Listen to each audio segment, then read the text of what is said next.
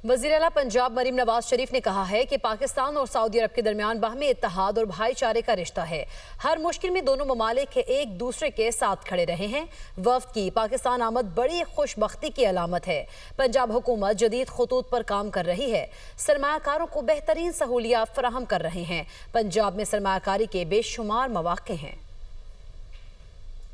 Punjab too, walking in the footsteps, walks upon the same philosophy of balance of progress with ethics and ethos, technology with culture, knowledge with character. As Punjab is the backbone of economic growth and prosperity of Pakistan, we warmly welcome Saudi investors to be part of our transformational journey of growth, development and progress.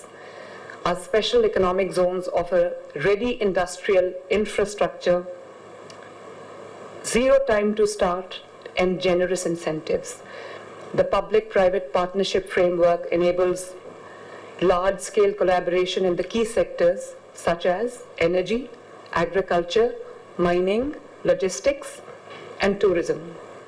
We are profoundly grateful for the historic defense pact signed between Pakistan and the Kingdom of Saudi Arabia last month during Prime Minister's visit to Saudi Arabia. This agreement, where any aggression against one will be considered as aggression against both.